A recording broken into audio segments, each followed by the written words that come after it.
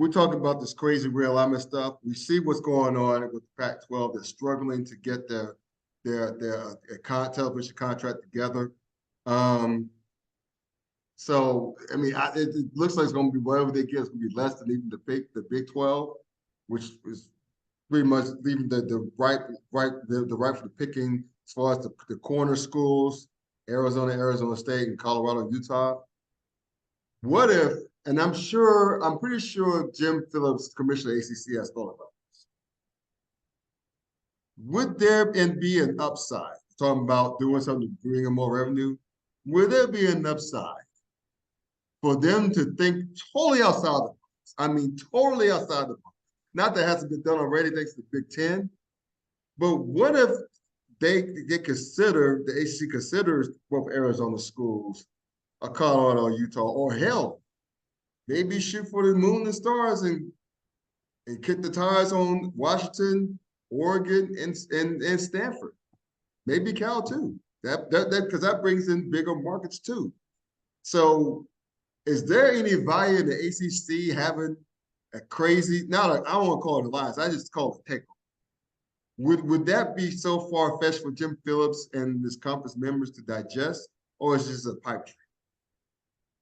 Yeah, it's hard to say because I think on the surface it seems like a pretty decent idea, Mm-hmm. to maybe get four Pac-12 schools. I mean, I think you would get Oregon, Washington, Cal, and Stanford, and Mm-hmm. that would be a pretty good, you know, fit with the football and academics.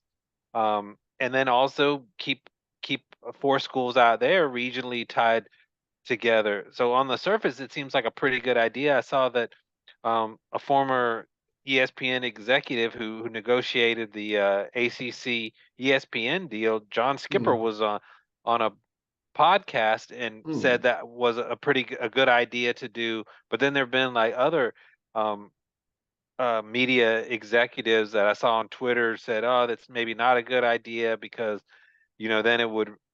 Um, the way the ACC network was negotiated, a provider could pull out because they said now it's not just ACC schools, it's not the content that you sold us.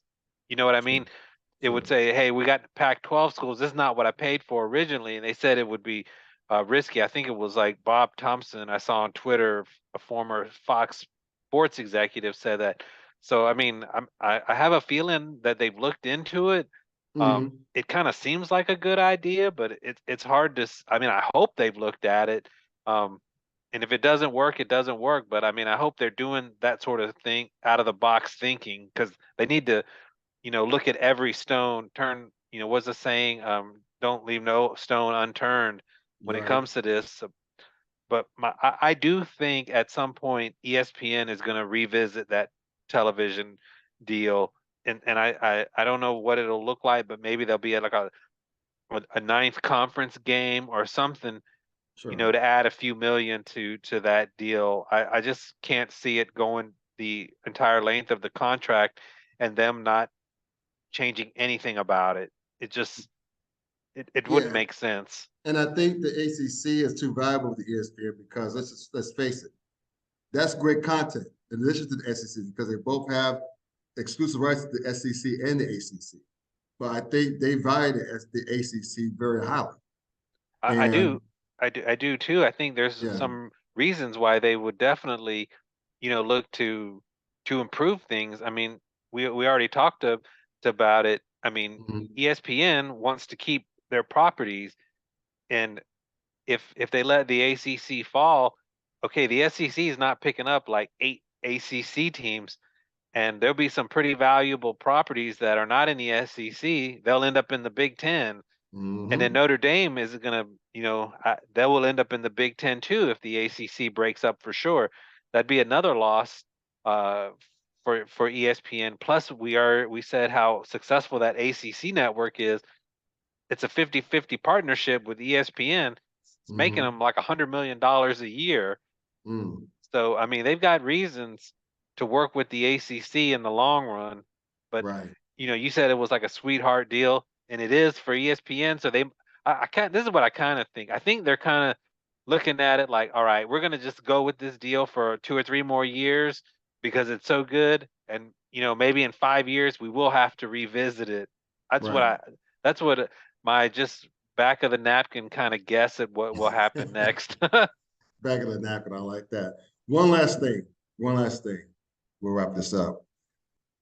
Where do you see the ACC in 10 years? Do you see them staying pat, status quo, or do you see them making a move or two to make things better for their conference members? Or do you see potential announced departures, like early announced departures?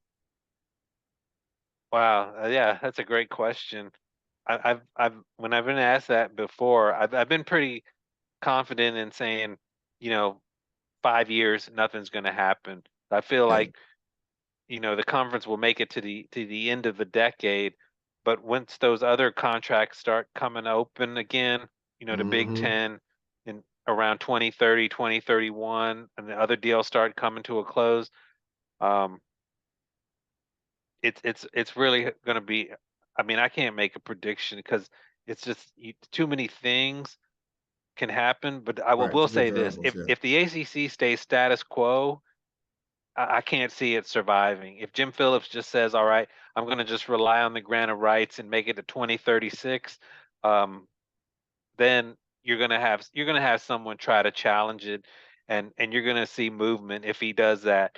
But if Yeah. I mean, he's got time. If he's proactive, he works with ESPN. I think there is a reasonable chance that the ACC could survive, but it can't survive with the status quo. That's for I sure. agree with that. Yeah, everyone says they got to improve the revenue.